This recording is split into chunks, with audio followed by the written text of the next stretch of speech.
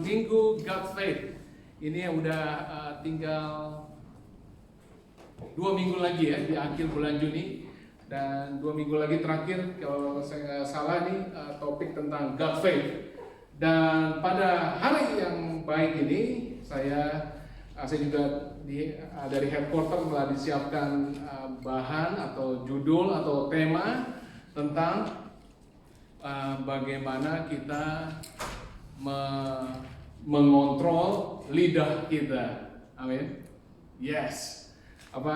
Pokoknya ultimately setelah kita pulang dari hari ini, kita menyadari bahwa lidah kita jangan dibiarkan bergerak sendirian. Oke? Harus bisa mengontrol lidah. Amin. Ya. Ada satu otot di dalam tubuh kita. Ada satu bagian otot kecil di dalam tubuh kita yang warna merah, yang dilengkapi dengan begitu banyak alat syaraf yang bisa membuat drama. Saya ulang ya, bisa membuat drama dengan orang-orang yang disebut apa? Lidah. Oke, Amsal 12 ayat 21. Amsal 12 ayat 21 dikatakan apa? Hidup dan mati dikuasai oleh lidah, dikuasai lidah. Siapa suka mengemakannya akan apa? Memakan buahnya. Kuasa hidup dan mati ada di dalam perkataanku. Katakan sama-sama, perkataanku. Oke? Kata-kata yang keluar dari mulut bisa mempunyai potensi untuk menghasilkan hidup atau mati. Oke? Beberapa perkawinan agak susah untuk bertahan kalau seandainya saling satu sama lain tidak bisa mengontrol perkataannya, tidak bisa mengontrol lidahnya. Oke? Ada banyak orang-orang dewasa hari ini yang tidak mengerti atau tidak menyadari value atau nilai dirinya karena apa? Orang tuanya tidak pernah mengatakan yang baik tentang dirinya. Amin. Karena bilang apa? Gendut lu, hidung lu pesek banget, panggil anaknya pesek atau gendut atau pendek lah, kontet lah, segala macam. Jadi sehingga ada sense of insecurity ya dari pada saat anak tersebut bertumbuh. Oke? Dan setiap perkataan yang keluar akan ada reaksi dan konsekuensi tentunya. Benar? Setiap perkataan yang keluar pasti akan ada reaksi dan juga akan ada konsekuensinya. Dan kalau kamu bilang bodoh, dan satu hari percayalah kamu akan memakannya. Oke? Kamu akan melihat buahnya. Kalau kamu bilang pasti bisa, satu hari juga kamu pasti akan memakan buahnya, melihat hasilnya. Dan kalau kamu bilang selalu dalam segala hal susah, hidupku susah, kerjaanku susah. Nah, satu hari itu pun yang juga akan kamu makan buahnya. Oke? Nah, Yakobus hampir di seluruh pasal 3 ini dia berbicara tentang lidah. Mari kita baca sama-sama. Saya nggak keluarin di sana karena ada lumayan banyak, tapi kita buka sama-sama dan kita mau sadari dan renungkan pada saat Anda membacanya dan ulang dan simak baik-baik perkataan dari Yakobus di pasal 3 ayat 1 sampai 12. Oke, saya baca yang ganjil, teman-teman baca yang genap. Siap? Udah siap? Oke, baca sama-sama. Saya pertama, saudara-saudaraku, janganlah banyak orang di antara kamu mau menjadi guru, sebab kita tahu bahwa sebagai guru kita akan dihakimi menurut ukuran yang lebih berat. Oh, tunggu dulu. Ini saya menyadari betul ini pentingnya ini ya. Semua orang yang ngomong di mimbar ini harus menyadari betul bahwa apa yang dikatakan dan apa yang dilakukan harus sama. Oke? Dan saya menyadari betul bahwa ini adalah sesuatu yang penting. Yang kedua, silakan. Sebab kita semua bersalah dalam banyak hal. Barang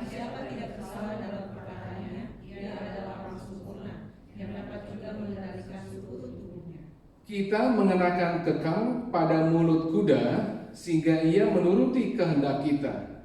Dengan jalan demikian, kita dapat juga mengendalikan seluruh tubuhnya.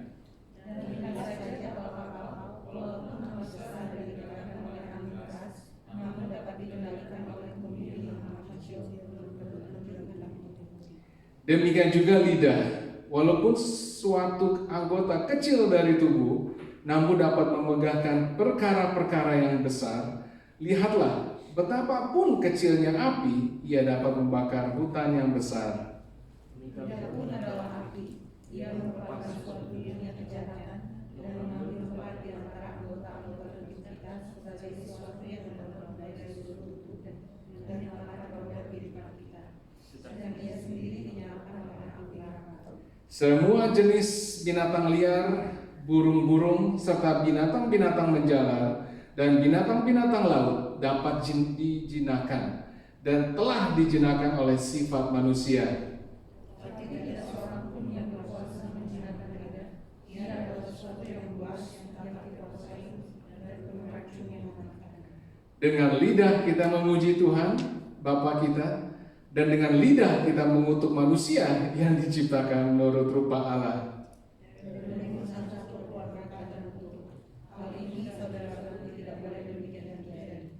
Adakah sumber memancarkan air tawar dan air pahit dari mata air yang sama?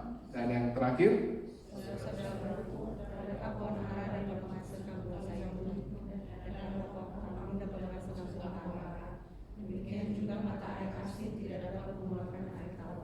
amin.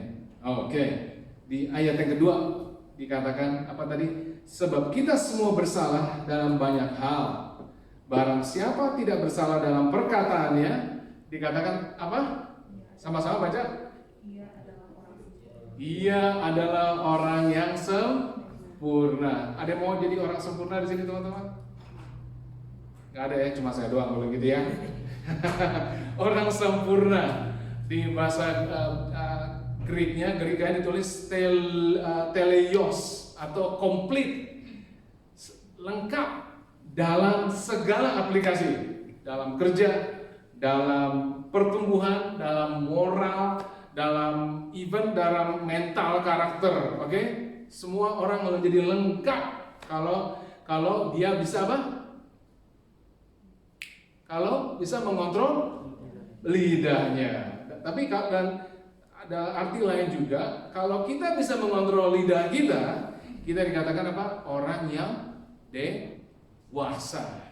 Oke, orang yang dewasa. Hari ini cuma 3 poin yang saya mau bagikan. Cuma 3 poin teman-teman, dan saya rasa sangat cepat. Tapi teman-teman ikut sama saya, dan nanti kita pulang bawa 3 poin ini aja. Oke? Yang pertama, perkataanmu atau lidahmu menentukan direction. Oke? Perkataanmu atau lidahmu menentukan direction. Dikatakan di Yakobus 3 ayat 3 sampai 4 tadi, kita mengenakan kekang pada mulut kuda sehingga ia menuruti kehendak kita. Dengan jalan demikian kita dapat mengendalikan seluruh tubuhnya. Oke? Baik dengan mungkin anak kecil dengan berat yang cuma 15 kilo, dia bisa mengontrol apa? Kuda yang mungkin ratusan kilo, mungkin yang berkali-kali lebih besar dari dia. Dan juga dikatakan apa? Lihat saja kapal-kapal walaupun amat besar digerakkan oleh angin keras, namun dapat dikendalikan oleh kemudi yang amat kecil menurut kehendak apa?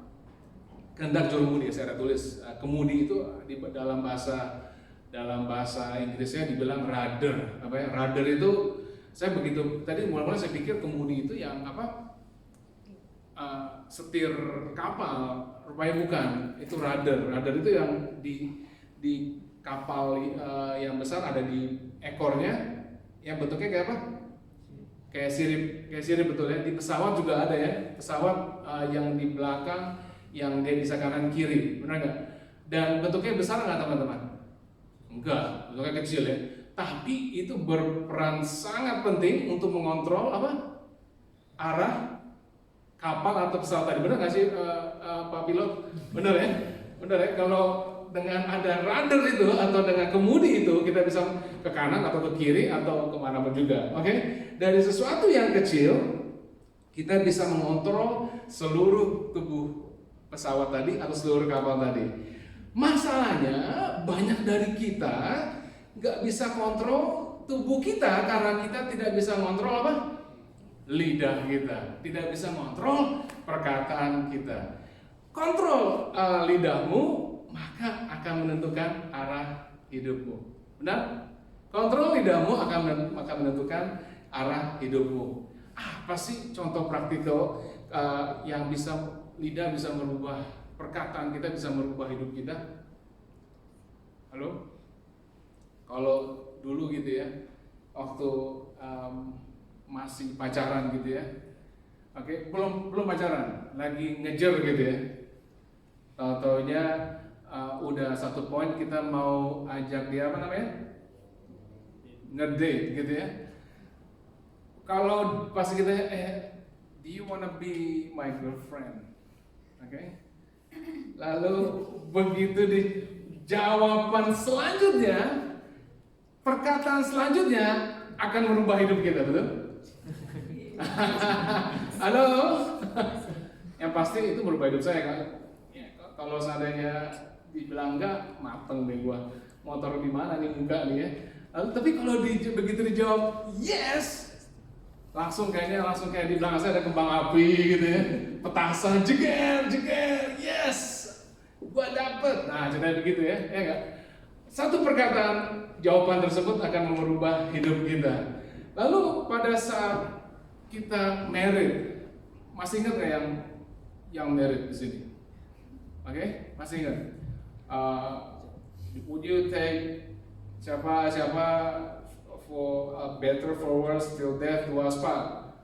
Lalu jawaban selanjutnya akan menentukan arah hidupmu, betul? Akan menentukan arah hidupmu, betul? Anda jawabnya apa? Bukan, saya jawabnya I do, ya kan? Atau bisa bilang juga I don't, ya kan? Itu akan merubah hidup kita, benar? Pada saat dokter dokter kasih report bahwa kamu hari ini cancer free. Wah, nah kita sebenarnya ada sakit cancer ya. Lalu dokter bilang kamu mulai hari ini cancer free. Bayangkan nggak sih? Dengan satu kata itu merubah hidup kita. Lalu pada saat kita dihadapi dengan godaan, oke? Godaan banci lah, godaan apa lah, godaan gitu ya. Atau kenapa sih keinget apa gitu cerita gitu ya? Godaan gitu ya. Pada saat kita katakan tidak atau iya, itu akan menentukan jalan hidup kita, betul? Pada saat kita dihadapi dengan kita mau mencuri sesuatu, seperti iblis membisik-bisikkan kita, dikatakan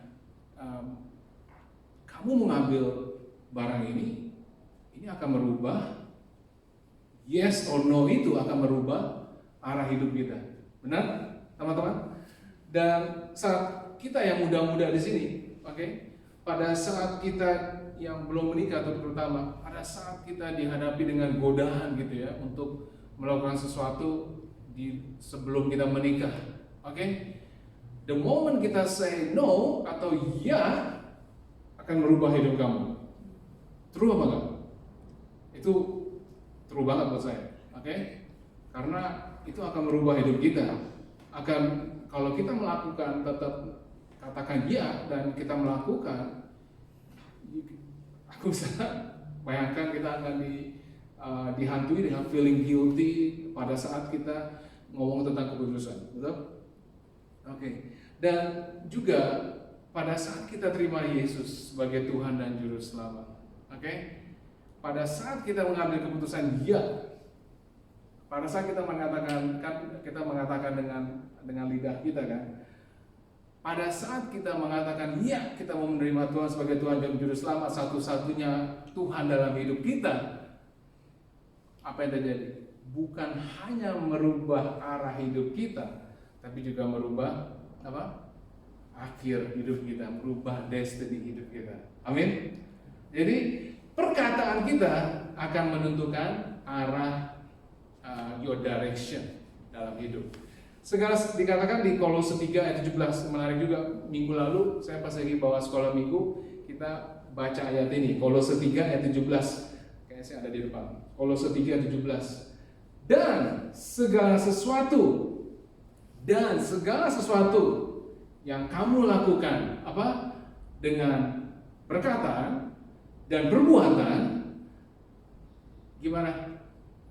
Lakukanlah semuanya itu di dalam nama Tuhan Yesus, sambil mengucap syukur oleh Dia kepada Allah Bapa kita. Sebenarnya kalau kita mau mengeluarkan kata-kata, terutama kata-kata yang pada saat hati lagi pedas gitu ya, kata hati lagi nggak happy gitu ya, ada satu prinsip sebenarnya apa? Apakah pada saat kita mengatakan sesuatu itu, apakah kita berani taruh di bawah kata-kata tersebut dengan signature Yesus Kristus? Nah teman-teman, pada saat kita mau mengatakan sesuatu atau terutama kata-kata yang udah dipersiapkan, benar kan? Kadang-kadang benar nggak sih orang kalau lagi sebel banget gitu ya, dia pendem, begitu gua ketemu orangnya nih, awas nih, gua keluarin 1, 2, 3, 4, 5 kata-kata ini, alasan-alasan ini. Alright, benar nggak? Apa cuma saya doang? Halo? Cuma saya doang. Berani nggak kita taruh signature di bawahnya atau kop surat di bawahnya dengan tulisan Yesus Kristus? Halo? Karena itu akan efek banget, betul? Saya kalau di kantor saya masih ingat, kalau kita menulis kita sering kecewa dengan klien ya, sering sebel sama klien karena mereka maunya cutting cost. Kita udah kerja keras, tau-taunya masih ada komplain. Lalu apa yang tempted di mulut kita atau di email kita dengan ya kalau ketemu muka udah pasti kita ngomong ya. Apa yang kita tempted ngomong? Hah? Iya, bener rese lu gitu ngerti kan? Bisa kita bilang rese? Kalau kita bilang rese yang kena siapa? Hah? Company, betul, iya kan? Berani nggak kita bilang sesuatu yang maki-maki, lalu masih di bawahnya Denny Suciadi, City Care Property Limited, Sen. Yang kena hantam habis itu siapa? City Care dulu yang kena. Habis itu siapa? Saya yang pasti. Ya enggak? Benar teman-teman? Karena perkataan kita sebenarnya simpel banget sih ya. Apapun yang kita mau lakukan, apapun yang kita mau katakan, pikir bahwa apakah kita berani taruh kop surat atau dengan underline Yesus Kristus? Because kita semua adalah child of God ya. Halo? Kita adalah anak-anaknya Dia, benar? Kalau kita melakukan sesuatu yang ngaco, yang tercoreng juga muka siapa? Halo? Ya, teman-teman, perkataan atau lidahmu akan menentukan direction. Oke? Yang pertama. Yang kedua, perkataan bisa juga membuat destruction, oke? Bisa membuat kehebohan atau kehancuran ya. Halo, benar teman-teman? Tadi dikatakan apa? Di ayat yang ke-5 sampai 6, ayat yang 5 sampai 6 dikatakan, demikian juga lidah walaupun suatu anggota yang kecil dari tubuh namun dapat membukakan perkara-perkara besar. Lihatlah betapapun kecilnya api, ia dapat membakar hutan yang besar. Benar? Kita sering lihat, menurut Anda kalau ada kebakaran hutan itu dimulai dengan apa sih? Ya tentu ada yang mulai gitu ya. Karena ada dengan hal-hal yang kecil, dengan hal percikan api yang kecil, betul? Lihatlah betapa pun kecilnya api yang dapat membakar hutan yang besar. Lidah pun adalah apa? Api. Ia merupakan suatu dunia kejahatan dan mengambil tempat di antara anggota-anggota tubuh kita sebagai suatu yang dapat menodai seluruh tubuh dan menyalakan roda kehidupan kita. Sedangkan dia sendiri dinyalakan oleh api neraka. Oke? Percikan api yang kecil bisa akan percikan atau perkataan yang menyakitkan yang kecil akan bisa membuat masalah yang besar. Halo, berapa sering kita cuma gara-gara teman ngomong hal yang sepele, kita jadi bisa kayak kebakaran jenggot gitu ya, muara yang besar ya benar nggak?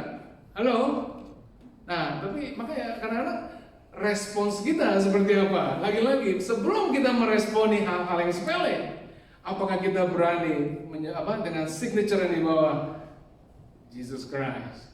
Apakah kamu mampu menyebut tersebut? Oke, mari kita lihat ada berapa tipe-tipe kata yang bisa membuat kebakaran yang besar.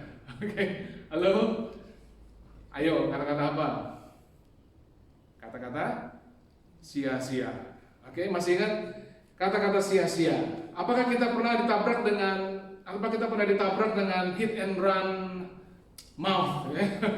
Pernah dengar ya? Kan ada hit and run accident gitu ya, ini ada hit and run mouth gitu ya. Disamber tapi orangnya udah pergi aja gitu. Nah, halo, pernah begitu? Kena hajar dengan hit and run mouth. Hit and run mulut maksud saya.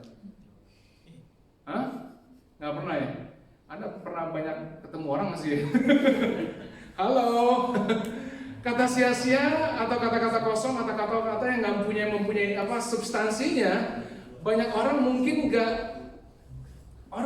keluarkan kata-kata yang kasar. Oke, tapi orang-orang banyak menggunakan kata-kata sia-sia. Di Matius 12 ayat 36, Matius 12 ayat 36 dikatakan demikian. Tetapi aku berkata kepadamu, setiap kata sia-sia yang diucapkan orang harus dipertanggungjawabkannya pada hari penghakiman. Satu hari nanti teman-teman, Anda dan saya akan mempertanggungjawabkan apa yang keluar dari mulut ini. Betul? Apa yang kata-kata yang keluar dari lidah ini. Menakutkan juga menurut saya bahwa semua kebohongan. Oke, ada di sini yang bohong? Nggak ada yang bohong. Anak-anak ajar Kristus nggak ada satupun yang bohong ya. Amin. Tidak ada kata-kata kutukan di ajar Kristus. Tidak ada kata-kata. Ada yang terlibat dalam kutukan ministry? Ada? Halo? Cursing ministry atau ada yang pernah terlibat? Nggak ada ya. Atau pernah terlibat dengan fitnah ministry atau? Halo? Saya yakin ya Kristus nggak ada. Oke. Atau pernah terlibat dengan yang namanya gosip? Itu gue. Yang ketawanya paling besar. Apa sih gosip itu? Digosok makin asik. Tolong dicatat, nanti saya mau update, saya punya notes. Digosok makin asik, kayak gosip adalah kalau kita ngomong dengan seseorang, oke, tentang seseorang, dan tidak satupun dari kalian berdua menjadi bagian dari problemnya ataupun solusinya. Bener nggak? Bener nggak ya? Kita bicara tentang seseorang, berbicara dengan seseorang, tentang seseorang, tapi mereka berdua bukan menjadi bagian dari problem ataupun solusi. Bener? Itulah gosip. Oke? Jadi kalau seandainya di sini mulai suka begitu ya, ingat teman-teman bahwa satu hari setiap kata sia-sia yang diucapkan orang harus dipertanggungjawabkan, atau dengan kata lainnya harus accounted, accounted dengan setiap perkataan kita pada hari penghakiman. Setiap dari kita nggak akan lepas dari yang namanya penghakiman. Oke? Jadi seringkali kalau kita ngegosip gitu ya. Tadi saya bilang nggak ada, cuman kalau kita ngegosip gitu ya, mungkin kita coba bilang, aku hanya tell the truth. Oke? Sering kali gitu nggak sih? Gue cuma ngomong tentang kebenaran loh, tentang orang itu. Gue cuma ngomong yang benar. Gue nggak ngibul, sungguh, sumpah. Kata gue bilang gitu ya, sumpah. Oke, kata siapa gitu. Sumpah nggak bohong, bener. Tapi siapa dari kita yang pantas, yang semua dari kita mempunyai kebenaran masing-masing, benar? Kita semua mempunyai the truth masing-masing. Tapi nggak semua dari the truth yang kita punya mau diulang-ulang, betul? Halo? Nggak mau diulang-ulang, bukan? Ada banyak orang benar yang bicarakan tentang di apa adanya, tentang the truth, tapi tidak semua orang juga mau dengar di ulang-ulang. Benar? Oke. Satu hari kita harus mempertanggungjawabkan setiap kata-kata ini. Kata-kata sia-sia, kata-kata yang tadi kutukan, fitnah, gosip akan bisa menghancurkan orang, akan bisa menghancurkan gereja, akan bisa menghancurkan hubungan dengan begitu saja, dengan begitu kejinya. Oke, pertama tadi kata sia-sia ya. Yang kedua apa? Kata-kata makian, kata-kata kebencian, kemarahan, kata-kata yang keras atau kasar, karena seringkali kata-kata kebun binatang yang merendahkan. Nih ada satu quote yang saya senang juga, saya nggak tahu tulis apa enggak, saya nggak tulis ya. Keep your word sweet, katanya. Keep your word sweet. Karena satu hari mungkin kamu akan memakannya. Wow, asik gak sih? Keep your word sweet. Karena one day you may have to eat it. Wah, nice ya. Keep your word sweet, teman-teman. Apakah udah ngomong sweet word kepada teman-teman Anda hari ini? Apakah udah ngomong sweet word? Bukan dibikin-bikin gitu ya. Matanya bengkak, atau mata kamu cantik ya hari ini ya. Kamu pakai apa itu ya?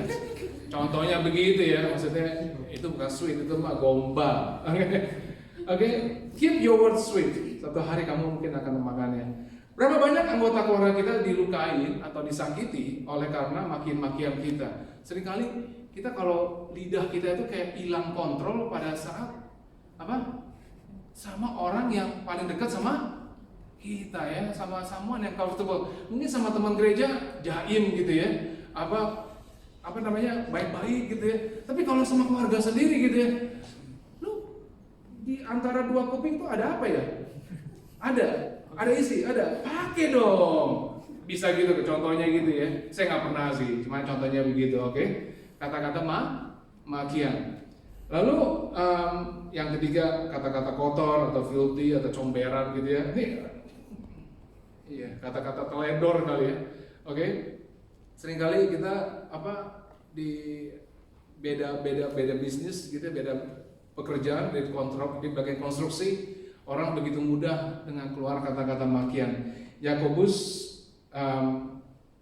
katakan, saudara-saudara, hal ini tidak boleh terjadi. Benar? Tadi dikatakan di ayat yang ke-9 yang terakhir dibilang, hai teman-teman, brothers and sisters, hal ini tidak boleh demikian terjadi. Yakobus ingatkan, jangan terjadi kata-kata percikan-percikan kata-kata yang membuat orang bisa membuat marah. Oke, yang pertama apa tadi? Perkataan lidahmu akan menentukan direction, ya kan? Yang kedua, perkataanmu menyadari bahwa setiap perkataan kita, kata sia-sia, kata makian atau kata apapun akan bisa membuat destruction, akan membuat masalah besar. Oke?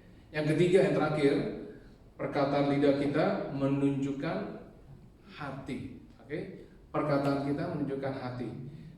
Dengan lidah kita memuji Tuhan, dengan lidah yang sama kita mengutuk.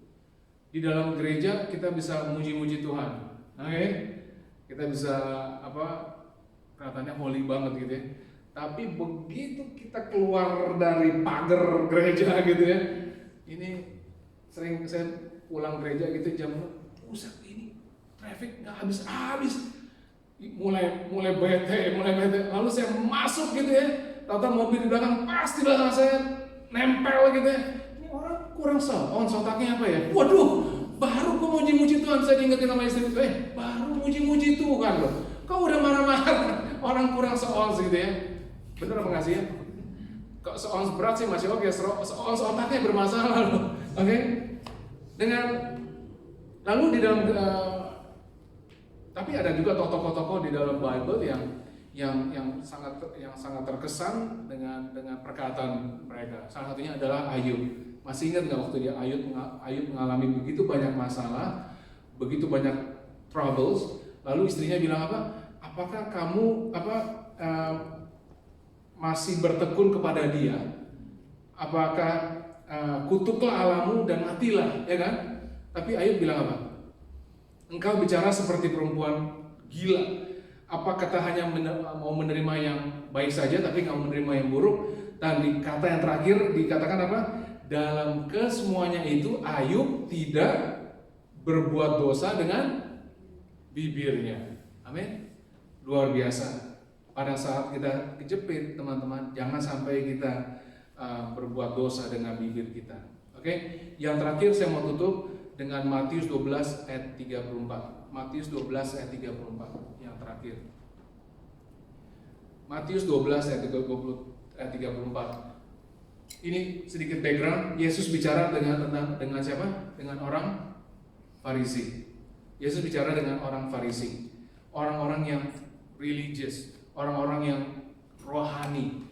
Sangat rohani, tapi nggak ada relationship-nya dengan Tuhan. Apakah ada keturunan Farisi di sini? Nggak ada ya? Nggak ada. Oke, mereka go to church, mereka pergi ke rumah-rumah ibadah, tapi nggak ada real relationship sama Tuhannya. Ada gerakan atau gesture menyembah Tuhan, tapi no real worship towards the Lord. Oke, dia hanya jalanin peraturan-peraturan orang-orang Farisi. Mungkin hari Minggu datang ke gereja sudah tik gitu ya, tapi nggak ada real relationship. Dan Yesus bilang apa? Yesus memanggil orang Farisi apa? Hai kamu keturunan ular beludak. Oke? Bagaimanakah kamu dapat mengucapkan hal-hal yang baik, sedangkan kamu sendiri apa? Jahat. Karena yang diucapkan mulut meluap dari hati. Oke, saya ulang ya. Jangan sampai miss pesan ini teman-teman. Kita mungkin bisa mendengar banyak hal tadi, tapi jangan sampai miss pesan ini. Apa yang keluar dari mulutmu adalah refleksi dari yang keluar dari hatimu. Wow.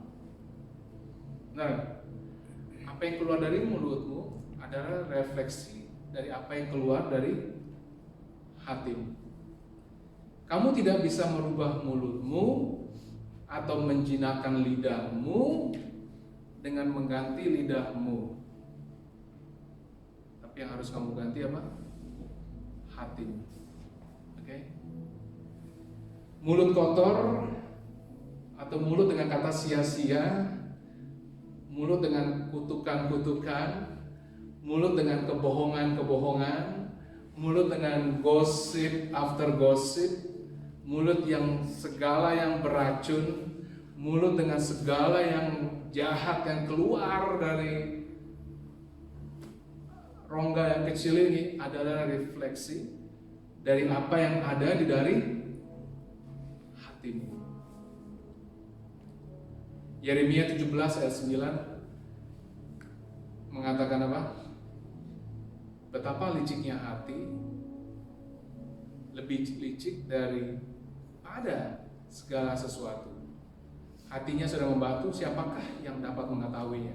Bahasa Inggrisnya, the heart is deceitful above all things and desperately wicked.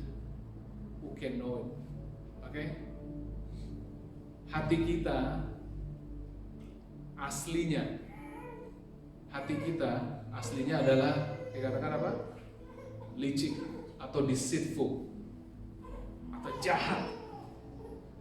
Tapi saya ada good news teman-teman. Semua di sini udah dirubahkan hatinya. Pada pada saat kita menerima Tuhan sebagai Tuhan dan Juru Selamat. Amin. Kita serve satu Juru Selamat yang taruh kita di meja operasinya. Oke? Dia belek dada kita. Dia mengambil hati kita yang keras dan segala akar-akarnya dibuang, ditaruh dengan hati yang baru, dan dia jahit ulang hati kita. Dan pada saat kita bangkit, kita tidak merasakan apa-apa, tapi yang kita rasakan adalah kerendahan hati, ada kepedulian, ada kasih sayang yang kamu tidak pernah punya sebelumnya. Dia memberi pengertian, dia memberi kesabaran terhadap orang lain.